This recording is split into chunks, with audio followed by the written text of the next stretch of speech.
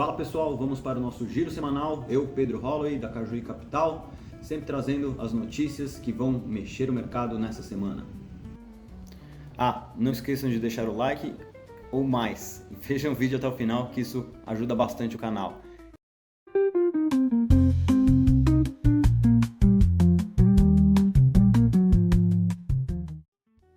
Vindo então para o nosso giro da semana que se inicia em 1/9 vai até 7/9. Essa semana tem bastante coisa. Lá fora, hoje, segunda-feira, é feriado, mas a semana promete ser bem agitada. Lá fora, nos Estados Unidos, a gente tem o livro bege. O livro bege, ele é bege mesmo, tá? Era uma publicação física e a capa dele era bege, onde você tem um compêndio dos principais indicadores econômicos regionais de várias localidades dos Estados Unidos para ver como está indo em cada parte dos Estados Unidos a economia. De recente a gente teve o PCI. O PCI é aquele indicador da inflação, deflator do PIB, e ele veio bem de acordo com o esperado. Ainda está em 2,6, não é o ideal, o Fed está querendo trazer ele para 2, mas mesmo assim já cabe uma flexibilização monetária que a gente vai ver no próximo slide.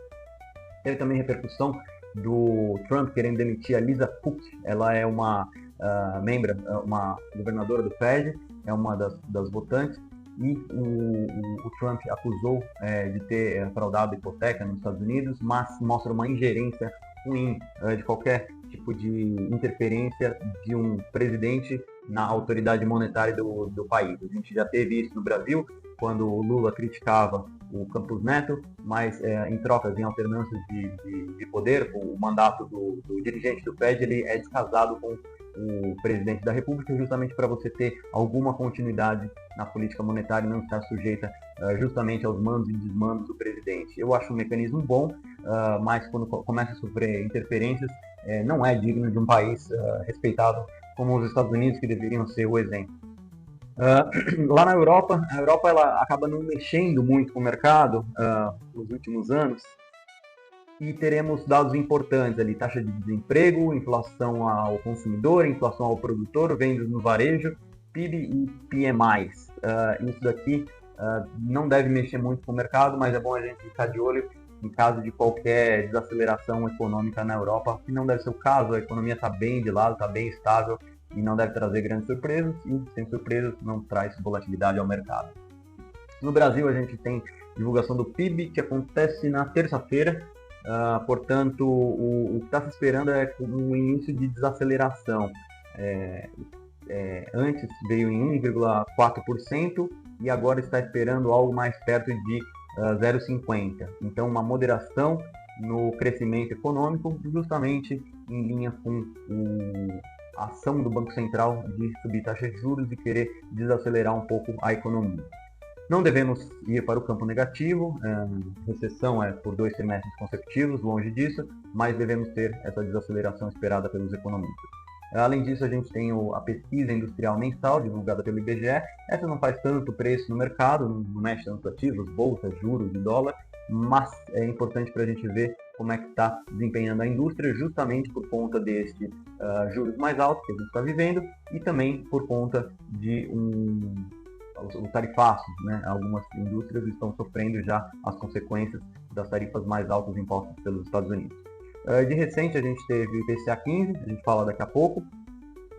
Tivemos dados fiscais, também a gente vai falar daqui a pouco, e o CAGED, que veio com um resultado interessante, aí, 130 mil empregos.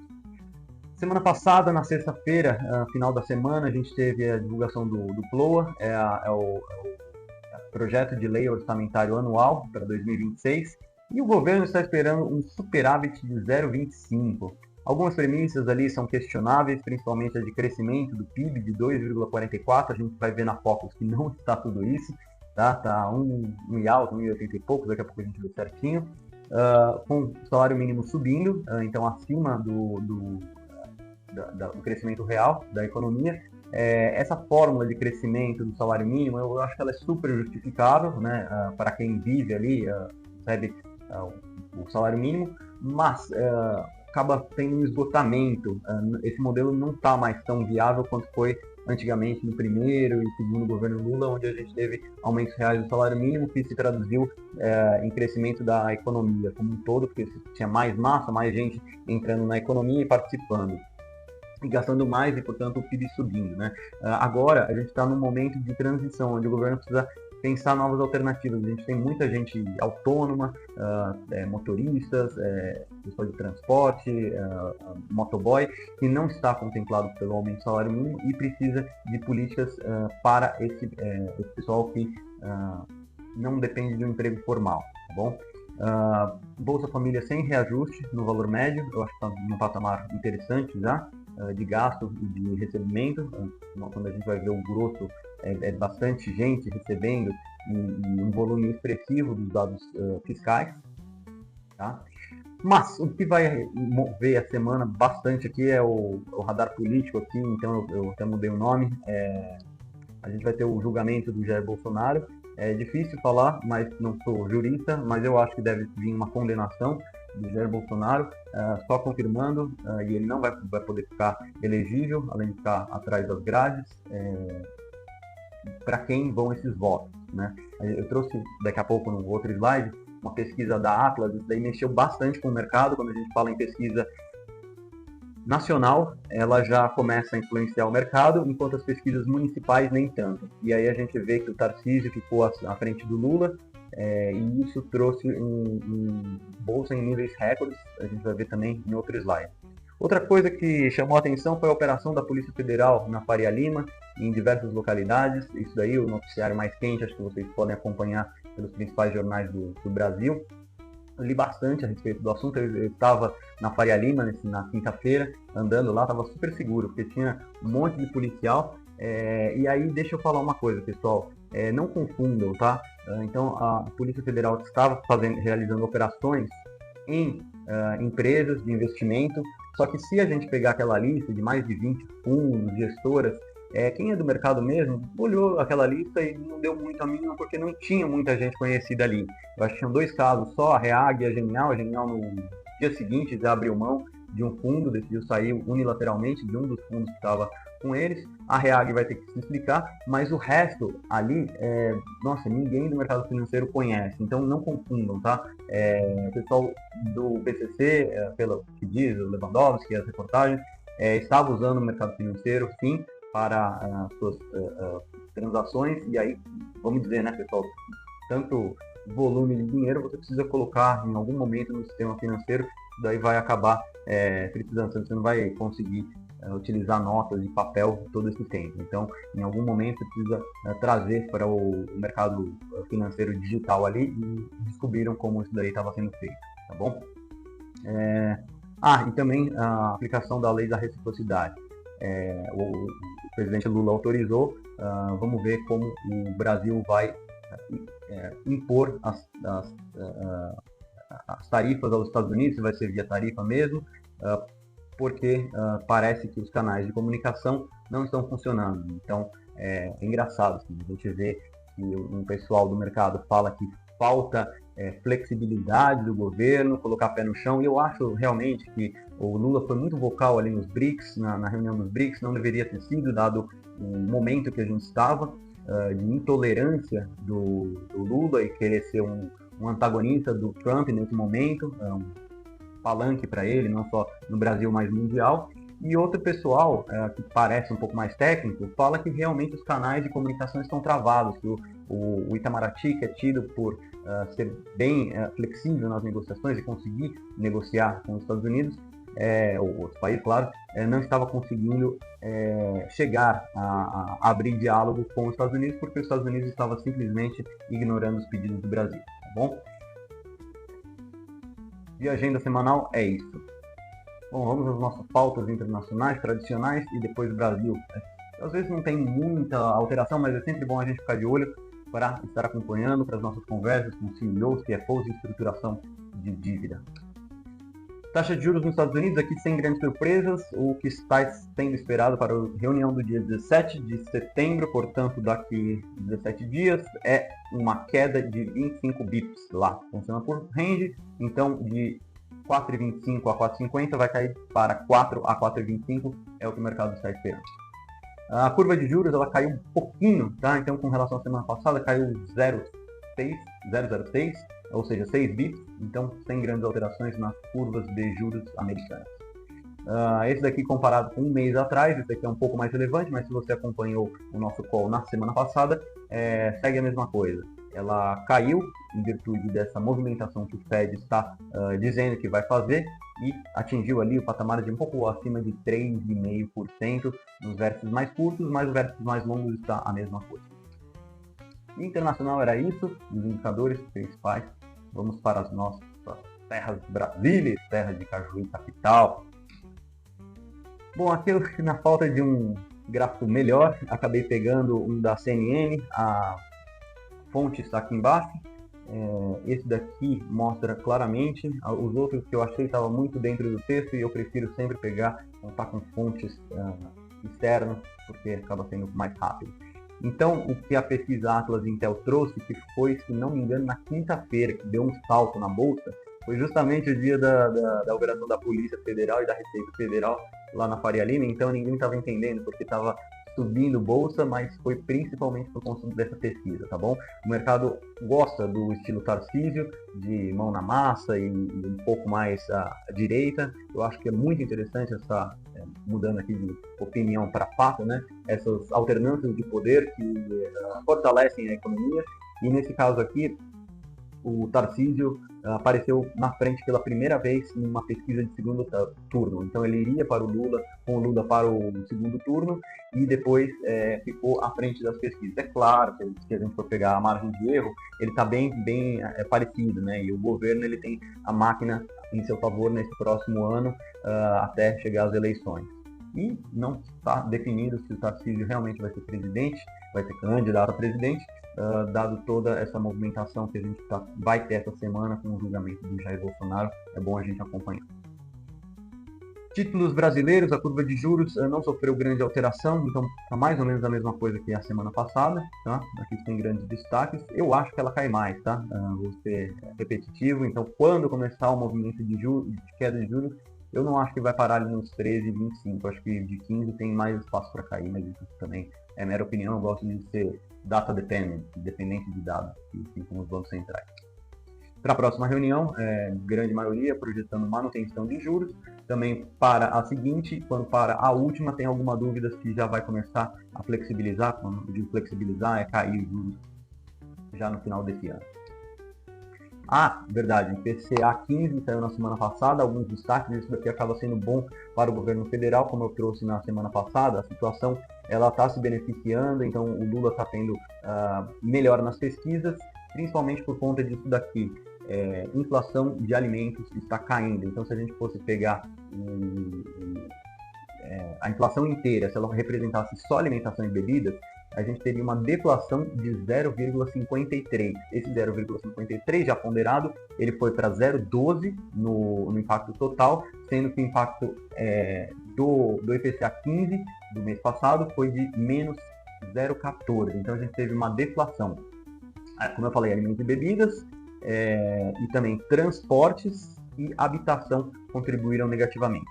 No lado de alta, né, que contribuiu positivamente para não cair tanto essa inflação, digamos assim, foi despesas pessoais, jogos de azar, na brincadeira que o tigrinho está mais caro para ser apostado, educação e saúde e cuidados pessoais. Tá? Então, na margem, boas notícias, que refletiu até na Focus. Eu já falo da PIB, então na Focus a gente teve aqui o IPCA caindo pela 14ª semana consecutiva, economistas revisando para baixo. É claro que essa semana foi muito na margem, então foi só um dip, então esperamos, aqui me coloco como economista, embora eu ainda não contribua com a pesquisa da Focus, foram 50 entrevistados, entendendo que a inflação acaba esse ano em 4,85, portanto ainda acima da meta. Tá? Eu estou apostando que vai ficar acima dos 4,50, apesar dessa queda por 14 semanas consecutivas, mas acho difícil bater ali abaixo dos 4,5, senão vai ser uma grande vitória para o Gabriel Galípolo. Então, conseguindo controlar a expectativa de inflação para 2026, isso é bastante importante. Tá bom? PIB, variações marginais, então de 2,18 para 2,19 esse ano e de 1,86 para 1,87 no ano que vem, nada sem muita atenção. Deixa eu voltar aqui, dívida PIB, saiu na semana passada este dado, e a gente vê o quanto que o governo mais laranjinha ali, digamos assim, destacado por esse gráfico do Poder 360, ele é gastão, né? Então a gente vê ali a dívida PIB, quanto subiu no governo Dilma, no governo Temer subiu bastante também, no governo Jair Bolsonaro ele foi impactado negativamente pela Covid, então um dos fatores foi o PIB caiu assim, abaixo do esperado, e você teve gastos discricionários ali bem fortes, fazendo com que a dívida PIB subisse, mas depois voltasse a um patamar mais controlado, que é quando mais ou menos o mesmo patamar que acabou o governo Temer. E aí, esse governo é gastão também, não tanto quanto o governo Dilma, mas a gente vê que a dívida PIB subiu, né, nessa época aqui do presidente Lula. Isso daqui é ruim, né? Então o investidor ele desconfia da dívida. Não somos um país desenvolvido, onde as dívidas PIB estão acima de 100%, mas se a gente for comparar com países emergentes, nossa dívida está bastante alta, tá? E aqui pode falar BRICS, pode falar latino-americanos, pode falar hemisfério sul global, a gente está com uma dívida alta e o investidor desconfia. Fato é que, olha só esse dado aqui, o quanto que a gente gasta com o serviço da dívida, né? Então, dívida alta com juros altos, a gente está com uma dívida PIB muito alta, batendo ali o gasto de 950 bilhões no acumulado dos 12 meses. Aqui o CDS também, a gente teve na semana passada uma melhora, tá? Então, mesmo com toda essa desconfiança política, o julgamento do Bolsonaro, talvez um pouco por causa da pesquisa do Tarcísio, o CDS veio em um patamar muito interessante. No anterior estava 140 pontos e agora foi para 135 pontos. Mercados, nosso último slide aqui, então o Bovespa engatou uma sequência de altas, eu acho que foi muito rápida essa alta, é capaz dela realizar, tá? Acabei não falando, o julgamento do Bolsonaro, algum pessoal de mercado me falou que os Estados Unidos podem retaliar o Brasil meio que online. Então, assim, vai saindo os julgamentos, vai saindo as atualizações de votos ali dos ministros, e isso pode ir deflagrando medidas adicionais dos Estados Unidos que, em princípio, não gostam da prisão do Jair Bolsonaro. O governo Trump é próximo da família Bolsonaro e vai retaliando meio que online conforme o julgamento aconteça. Isso eu acho péssimo para as duas democracias, tá? Mas fato é que a bolsa está em alta, em níveis recordes. Aí pode ser que realize um pouquinho, não acho que tenha força para continuar subindo, até para ser aqui graficamente alguns pontos. Ela está numa linha de resistência, então pode ser que realize altas mais fortes só depois que subir acima desse topo. Fluxo estrangeiro de agosto 0,3, só uma vírgula ali, negativo, fechando o mês com praticamente 0 a 0 do estrangeiro entrando. Esse ano são praticamente 20 bilhões de estrangeiro entrando. Aqui também sem grandes novidades, isso aqui está fechando o mês de agosto, e no mês, renda fixa, grande campeão, 17 bilhões entrando nos ativos de renda fixa. Engraçado que FDIX eu venho trazendo destaque no ano, só que no mês veio negativo, né? Veio uma saída de 700 milhões de reais em ações, e muito mercado nem se fala, 1 bilhão, 2 bilhões ali para ações e 7,1 bilhões saindo de multimercados, os grandes perdedores do ano.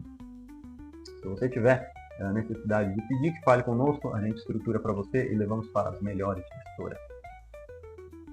Esse aqui de commodities, então, eu peguei de sexta-feira, tá? Não tinha saído de hoje de manhã. Eu pego, sempre que eu posso, pego dados de terceiros e trago aqui, que facilita.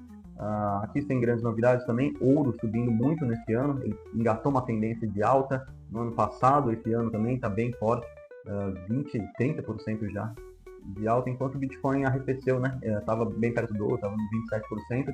Então, se a gente for ver no mês, caindo 5,6%. E no ano subindo 17%. Enquanto isso, as moedas globais ganhando força com relação ao dólar. É possível que essa desavença entre Trump e Lisa Fox ela traga desconfianças com relação ao dólar e ao mercado americano também, tá bom?